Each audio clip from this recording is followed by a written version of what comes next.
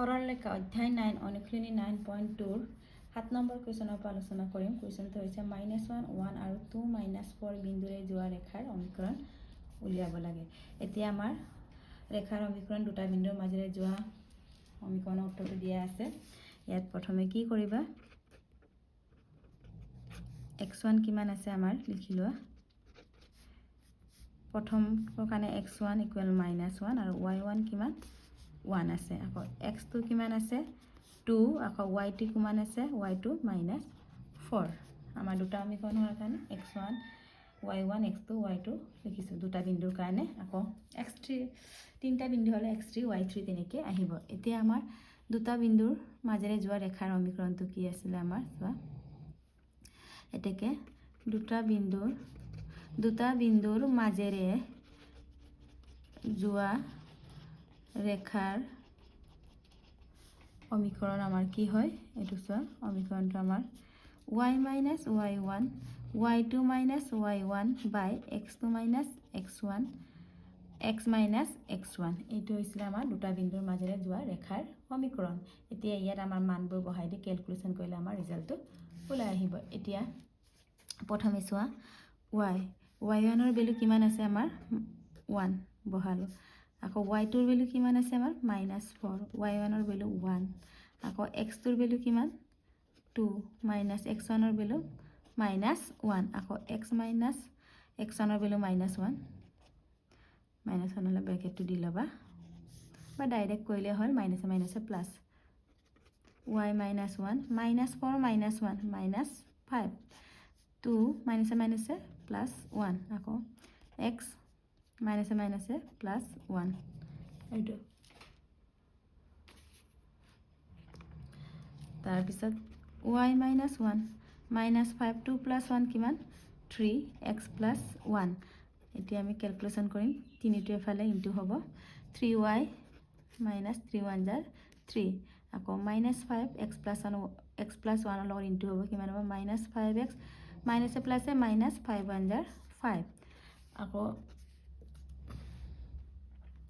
কিমান হ'ব -5x টো এফালে আনিলোঁ আমি লেফ্ট চাইডে +5x হ'ল। আকৌ +3y আকৌ -3 -5টো আকৌ লেফ্ট চাইডে আনিলে কি হয় আমাৰ প্লাছ হ'ব। কিমান হ'ল 5x + 3y -3 + 5 মাইনাছে প্লাছে মাইনাছ হয়। কিন্তু যিটো সংখ্যাৰ আগত ডাঙৰ নম্বৰৰ আগত যি চিন থাকে এইটোৱে বহে আমাৰ প্লাছ চিন আছে +2 = 0। আমি ৰেখাৰ সমীকৰণটো কোনটো ফৰ্মত আহিব লাগে ax + by + c = 0। এইটো 5x + 3y + 2 = 0। a b c আমাৰ কনষ্টেণ্ট ধ্ৰুৱক ৰাশি। এইটোৱে আমাৰ এনচাৰ। নেক্সট প্ৰশ্নটো চোৱা 8 নম্বৰ প্ৰশ্নটোত কি দিয়া আছে। ত্ৰিভুজ PQR শীৰ্ষবিন্দু হ'ল P2, 1 Q - 2 3 আৰু R4, 5 R শীৰ্ষবিন্দু অংকন কৰা মাধ্যকীৰ কৰি পিনি কি কৰি কৈছে মাধ্যকীৰ সমীকৰণ উলিয়াবলৈ কৈছে। এতিয়া আমি প্ৰথমে ত্ৰিভুজ PQটো আমি অংকন কৰি ল'ম। এইটো আমাৰ PQR। এতিয়া P কিমান দিয়া আছে আমাক 2 1, Q কিমান দিয়া আছে -2 3 আৰু R কিমান দিয়া আছে আমাক 4, 5। R শীৰ্ষবিন্দু Rটো আমাৰ শীৰ্ষবিন্দু, এইটো শীৰ্ষবিন্দু অংকন কৰা মাধ্যকীৰ সমীকৰণ। Rৰ মাজেৰে আমাৰ এটা মাধ্যকী অংকন কৰিব কৈছে। এইটোক আমি কি দিম PQR আছে S এ দিছোঁ। এই RS ৰেখাৰ আমাৰ সমীকৰণ উলিয়াব কৈছে। কিন্তু আমি এছৰ মান নাজানো। এছৰ মান কেনেকৈ উলিয়াম, এছটো কাৰ মাজত আছে PQৰ মধ্যমা হিচাপে আছে। তেনেহ'লে আমি কোনটো ব্যৱহাৰ কৰিম মাধ্যৰ উত্তৰটো ব্যৱহাৰ কৰিম। এতিয়া চোৱা ইয়াত কি কি আছে আমি লিখি ল'ম। ইয়াত P2, 1 Q - 2 3 আৰু R4, 5 আৰু S কি আছে আমাৰ S PQৰ মধ্যবিন্দু হোৱাৰ লগে লগে আমি মধ্যবিন্দুৰ ফৰ্মুলাটো কি আছিলে আমাৰ x1 plus x2 এইটো x1 plus x2 by 2 y1 plus y2 by 2 এইটো s x2 কৰ x1 x2 y1 y2 কাৰ মান হ'ব আমাৰ p q ৰ মানবোৰ হ'ব তেনেহ'লে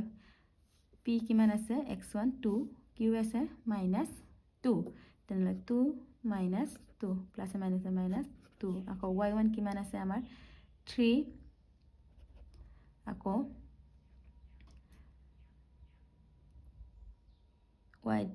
y1 টো আমাৰ 1 1 প্লাছ আকৌ y2 কিমান আছে 3 এইটো 1 হয় বাই 2 কিমান হ'ব এতিয়া s 2 - 2 0 0 by 2 আকৌ 1 + 3 4 by 2 0 by 2 0 হ'ল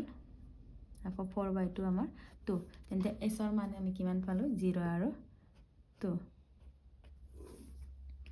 এতিয়া আমি s ৰ মানো পালো কিমান 0 আৰু 2 তেনেহ'লে আমি r আৰু s ৰ আমাৰ ৰেখাৰ সমীকৰণ আমি উলিয়াব পাৰো এতিয়া দুটা বিন্দুৰ ৰেখাৰ সমীকৰণটো কি হ'ব এটাকে ৰেখা কোনটো আমাৰ এতিয়া rs ৰ সমীকৰণ কি হ'ব আমাৰ একে y - y1 y2 - y1 by x2 - x1 x - x1 দুটা বিন্দুৰ ৰেখাৰ সমীকৰণ এতিয়া আমি ইয়াতে বহাইছো ইয়াত লিখিছো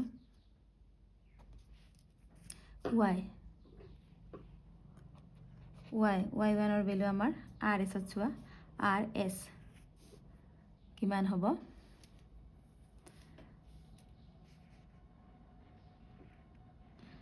y2 ৰ value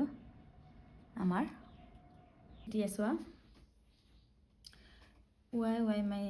y minus y1 equal to y2 minus y1 x2 minus x1 x minus x1 Rekha rs ৰ সমীকৰণ এতিয়া আমাৰ y1 y2 x1 x2 টো কৰ পাৰিব rs বিন্দু দুটাৰ পৰা আহিব ইয়াত আমি মানখিনি বহাই দিলো y minus y1 ৰ ভ্যালু 5 y2 ৰ ভ্যালু 2 minus আকৌ y1 ৰ ভ্যালু 5 x2 ৰ ভ্যালু 0 minus x1 ৰ ভ্যালু 4 আকৌ x minus x1 ৰ ভ্যালু 4 এতিয়া 2 minus 5 minus 3 আকৌ 0 minus 4 minus 4 minus minus আমাৰ কি হ'ল কেনসেল হ'ল আৰু প্লাস হৈ গ'ল তেনেহ'লে 4 টো এফালে ক্ৰস কৰি দিম আমি হৰণটো এফালে আহিলে আমাৰ পূৰণ হয় তেন্তে 4y 4 * 5 20 আকৌ 3 * x 3x 3 * 4 12 তাৰপিছত 3x plus 4y টো এফালে নিলে কি হ'ব আমাৰ ৰাইট সাইডে নিলে -4y আকৌ -12 আকৌ -22 ৰাইট সাইডে নিলে কি হ'ব +20 = 0 আকৌ 3x - 4y -12 + 20 কিমান হ'ল +8 = 0 এটোৱে আমাৰ r ঈৰ্কবিন্দুৰ মধ্যকিৰ সমীকৰণটো কিমান হ'ল 3x - 4y + 8 = 0 এতিয়া নেক্সট কোৱেশ্চনটো চাও আমি আমাৰ 9 নম্বৰ প্ৰশ্নটো চাও -3 5 বিন্দুগামী আৰু 2 5 -3 6 বিন্দু সংযোগী ৰেখাৰ লম্বভাৱে থকা ৰেখাৰ সমীকৰণ উলিয়াবলৈ কৈছে আমাক -3 5 আৰু এই দুটাৰ আমাৰ ৰেখাৰ লম্বভাৱে থকা ৰেখাৰ সমীকৰণটো উলিয়াব লাগে কেনেদৰে উলিয়াম চাও প্ৰথমে আমাক এই বিন্দুগামীৰ আমি ৰেখাৰ সমীকৰণ উলিয়াবলৈ হলে আমি m ৰ মান প্ৰৱণতা জানিব লাগে প্ৰৱণতাটো আমি এই দুটা বিন্দুৰ পৰা আমি উলিয়াম এতেকে ধৰো এইটো a b বিন্দুটো আমি a 2 5 আৰু b -3 6 সংযোগী ৰেখা ডালৰ প্ৰৱণতা কি আমাৰ m = আমাৰ y2 - y1 x2 - x1 এতিয়া আমাৰ y2 কিমান আছে 6 y1 কিমান আছে 5 আকৌ x2 - 3 আকৌ x1 কি 2 আছে তেনেহলে 6 - 5 1 -3 -2 - plus symbol will be minus কিমান হল আমাৰ 1/-5 আকৌ কি দিয়া আছে তোমালোকক লম্বভাৱে দিয়া থাকিলে আমাৰ কি আছিল লম্বভাৱে হলে আমাৰ m1 m2 ইকুৱেল টু -1 আছিলে জানিবা আমি ইয়াত m লৈছে আমি ইয়াত m লিখিব পাৰোঁ m ইনটু m1 লিখিব পাৰোঁ তাৰপিছত m1 ৰ মানটো আমি উলিয়াই লৈ ৰেখাৰ আমি সমীকৰণ উলিয়াব লাগে এতিয়া চোৱা লম্বভাৱে ৰেখাৰ প্ৰৱণতাটো কি হ'ব এটাকে লম্বভাৱে ৰেখাৰ প্ৰৱণতা কি হ'ব আমাৰ ইয়াত m আছে m দিছো m1 ইকুৱেল টু -1 m ৰ ভ্যালু কিমান 1/-5 -1/5 m1 equal to -1 minus minus cancel m1 equal to 5 যদি তোমালোকে মনত ৰাখিব বিচাৰা তেনেকৈ ৰাখিব পাৰা ইয়াৰ উলুটাটো ইয়াৰ ৰেচিপ্ৰকেলটো ল'লে হয় আমি লম্বভাৱে যেতিয়া কয় ইয়াৰ ৰেচিপ্ৰকেল আৰু মাইনাসটো কি হ'ব প্লাস হ'ব প্লাসটো মাইনাস ইয়াৰ ৰেচিপ্ৰকেল আমাৰ 1/5 ৰ 5 আৰু মাইনাসটো প্লাস হ'বগে তেতিয়া কিমান হ'ব 5 তেনেকৈ আমি এইটো নোলোৱাকৈ আমি ডাইৰেক্ট কৰিব পাৰোঁ এতিয়া আমি কাৰ ৰেখাৰ সমীকৰণ কৰি ওলাব দিছে এটাকে -3 5 বিন্দুৰ মাজেৰে যোৱা আৰু AB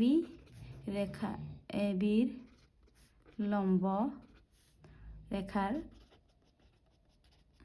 সমীকৰণ আমাক এইটো উলিয়াব দিছে কি আছিলে আমাৰ y - y1 m ইয়াত m1 আছে আমি ইয়াত m1 লিখিছোঁ x - x1 আমি মানখিনি বহাই দিম y1 ৰ ভ্যালু কিমান আমাৰ 5 m1 ৰ ভ্যালু আমি কিমান পাইছিলোঁ 5 x1 ৰ ভ্যালু -3 মাইনাস থকাৰ কাৰণে ব্ৰেকেটটো দি ল'বা যদি জানা direct x minus minus plus হয় x + 3 লিখিব পাৰা এটা y - 5 x minus minus plus 3 হল এতিয়া আছে y - 5 5x plus 5 3 jar 15 এতিয়া চোৱা 5x ইয়াৰ লিখিছো এই প্লাস হয় এফালে নিলে আমাৰ মাইনাস হ'ব কিন্তু লিখিছো আমি লেফট সাইডে একে কথা আকৌ প্লাস 15 -5 তে এফালে নিলে plus 5 equal to 0 and 5x minus y plus 15 plus 5 কিমান হয় আমাৰ 20 equal to 0 এইটো আমাৰ -3 5 বিন্দুৰ মাজেৰে যোৱা আৰু ABৰ লম্ব ৰেখাৰ সমীকৰণটো এইটো আচ্ছা এতিয়া নেক্সট প্ৰশ্নটো চোৱা এতিয়া 10 নম্বৰটো চোৱা এডাল সৰল ৰেখাৰ 1 0 আৰু 2 3 বিন্দু সংযোগী ৰেখাখণ্ড লম্বভাৱে আছে আৰু ই ৰেখা খণ্ডডালক 1:n অনুপাতত বিভক্ত কৰে ৰেখাডালৰ সমীকৰণ উলিয়াবলৈ কৈছে এতিয়া চোৱাচোন কেনেদৰে কৰিম আমাৰ এডাল সৰল ৰেখা 1 0 আৰু 2 3 এইটো আমাৰ সৰল ৰেখাটো A 1 0 আৰু B কিমান আছে আমাৰ 2 3 তাৰ পিছত কি আছে ৰেখা লম্বভাৱে আছে আৰু ই ৰেখাখণ্ডক 1:n অনুপাতত ভাগ কৰে এটো লম্বভাৱে আমাৰ এটো এনেকৈ ভাগ কৰিছে আৰু ইয়াক 1:n অনুপাতত ভাগ কৰে এটো তেনেহলে আমাৰ কি ফৰ্মুলা আহিব অনুপাত দেখাৰ লগে তোমালোকে বিভাজন সূত্ৰ অন্তৰ্বিভক্তত ভাগ কৰিছে বুলি জানিবা মাজত আছে যেহেতু এতিয়া আমাক কি লাগিব সো আৰু এটো আমাৰ কি হয় মূল বিন্দু 0 0 আৰু লম্বভাৱে আছে বুলি কৈছে এতিয়া আমি কৰিম প্ৰবলেমটো সো A 1 0 আৰু B 2 3 বিন্দু সংযোগী ৰেখাৰ প্ৰৱণতাটো প্ৰথমে উলিয়াব লাগিব প্ৰৱণতা কি m = y2 - y1 x2 - x1 এতিয়া ইয়াত AB ৰ প্ৰৱণতা উলাম আমি m y2 ভ্যালু কিমান আমাৰ 3 আৰু y1 ৰ ভ্যালু কিমান 0 x2 ৰ ভ্যালু 2 y x1 ৰ ভ্যালু 1 2 - 1 3 - 0 3 আকৌ 2 - 1 1 1 টো লিখিলে হয় কিন্তু আমাৰ AB ৰ ওপৰত লম্বভাৱে থাকিলে আমাৰ কি আছে ৰেখাৰ প্ৰৱণতাটো লম্ব ৰেখাৰ প্ৰৱণতা কিমান হ'ব আকৌ আগৰ কুৱেশ্যনত আলোচনা কৰিছিলোঁ কি কৈছিলোঁ এইটো উলুটা হয় আৰু প্লাছত আছে মাইনাছ হ'ব বা তোমালোকে আকৌ এনেকৈ এম ইয়াত যেনিবা এম লিখিছোঁ ইয়াত m1 = -1 তেতিয়া আমাৰ এমৰ ভেলু 3 m1 = -1 m1 = কি -1/3 তেনেকৈ আমি উলিয়াই লিখিব পাৰোঁ বা তোমালোকে ডাইৰেক্ট ইয়াৰ উলুটাটো লিখিলে হ'ল আৰু প্লাছটো মাইনাছত থাকিলে আকৌ প্লাছ হ'ব তেনে m1 কিমান হ'ব আমাৰ 3 ৰেচিপ্ৰকেল প্ৰতিক্ৰমটো কি 1/3 আকৌ প্লাছত আছে মাইনাছ তেনেকৈ আমাৰ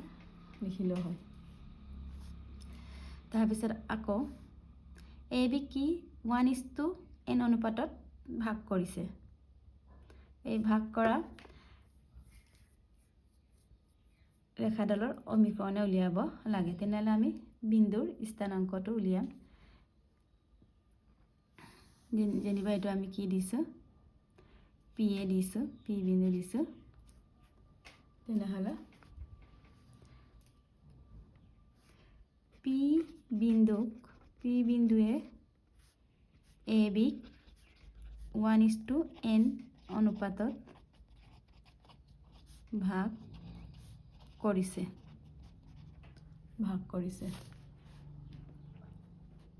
তেনেহ'লে আমাৰ পি বিন্দুৰ স্থানাংক কি হ'ব পি বিন্দুৰ স্থানাংক আমাৰ কি আছিলে অন্তঃবিভক্তৰ বিভাজনৰ সূত্ৰটো আমাৰ কি আমাৰ m x2 + n x1/m + n আকৌ m y2 + n y1/m + n আছিলে এইটো আমাৰ অন্তঃবিভক্তৰ বিভাজনৰ অন্তঃবিভক্তৰ সূত্ৰটো ইয়াত mn আমাৰ এইটো প্ৰৱণতা নুবুজায় আমাৰ অনুপাতটো আমি লৈছোঁ তোমালোকে এইটো ফৰ্মুলা লিখিবও পাৰা নিলিখাকৈ ডাইৰেক্ট ইয়াৰ ভেলুখিনি বহাই দিলে হ'ল এই এমটো আৰু এই এমটো একেই নহয় দেই এইটো এম আৰু এনটো মই অনুপাত হিচাপে তোমালোকক ফৰ্মুলাটো ৰিপিট কৰি দিছোঁ কনফিউজ হ'লে আমাৰ ইয়াত কি লিখিব পাৰা তোমালোকে এনো লিখিব পাৰা n1 n2 কনফিউজ হ'ব পাৰে মই ইয়াত n লিখি দিছোঁ যেনিবা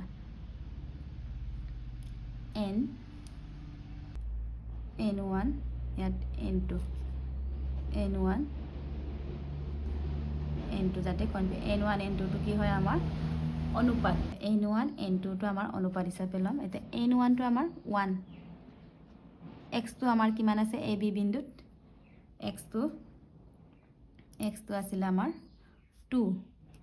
আকৌ n1 কিমান আছে আমাৰ n x1 কিমান হয় আমাৰ 1 আকৌ ইয়াতো আমি n1 n2 দিম যাতে কনফিউজ হ'ব নালাগে এইটো 1 + n ঠিক তেনেকৈ n1 আমাৰ কিমান 1 y2 আমাৰ 3 n2 আমাৰ n y1 কিমান আমাৰ 0 এ বিৰ বিন্দু চালে হ'ল আকৌ 1 + n এইটো তাৰপৰা কিমান হ'ব 2 × 1 2 n × 1 n n + n আকৌ 1 × 3 3 n × 0 0 হয় যিহেতু নিলিখিলে হ'ল আকৌ 1 + n এইটো আমাৰ পি বিন্দুৰ স্থানাংক এই পি বিন্দুৰ স্থানাংকৰ আমি পাই গ'লোঁ কিমান 2 + n/1 + n আকৌ 3/1 + n এতিয়াকে এ বি ৰেখাৰ ওপৰত লম্ব হোৱা আৰু পি বিন্দুৰ মাজেৰে যোৱা ৰেখাৰ সমীকৰণ ওলাব দিছে আমাক এতিয়া আমাৰ সমীকৰণটো y - y1 m এতিয়া আমি m1 দিম x - x1 এটা আমি মানখিনি বহাম এতিয়া কিমান হ'ব y y1 আমি কিমান পালো 3/1 plus n equal m1 আমাৰ কিমান আছিলে -1/3 আকৌ x1 ৰ ভ্যালু কিমান আমাৰ 2 plus n/1 plus n এটো আমাৰ এতিয়া আমি ক্যালকুলেশন কৰিম 3 টো এফালে ইনটু কৰি দিম বা তোমালোকে প্ৰথমতে কি কৰা n plus n ৰ আমি লহাগু লোৱা কিমান হ'ব আমাৰ n plus n হ'ব লহাগু আকৌ y into n plus n আকৌ -3 আকৌ -1/3 ঠিক তেনেদৰে ইয়াৰ আমাৰ লহাগু কি হ'ব n plus n x n plus n minus 2 n plus n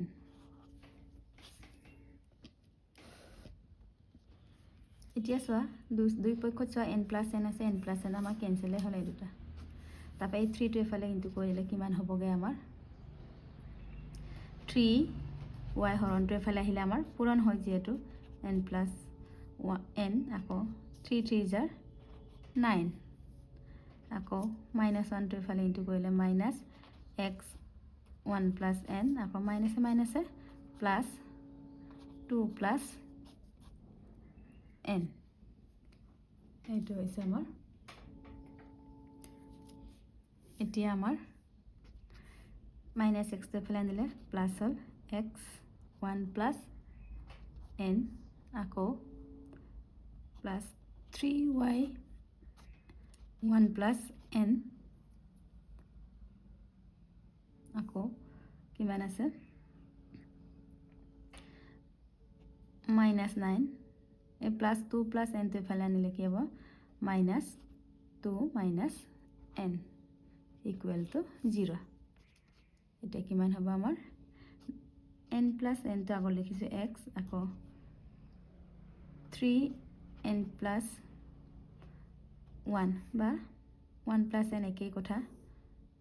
এটো অল্টাৰ কৰি লিখিলে হ'ল তো ইয়াত n plus 1 x plus 3n plus 1 y আকৌ -9 -2 -11 minus n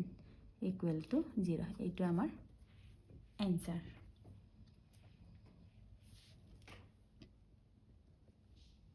এইটো আমাৰ answer ইয়াৰ পিছত আমি নেক্সট কুৱেশ্যনবোৰ আলোচনা কৰিম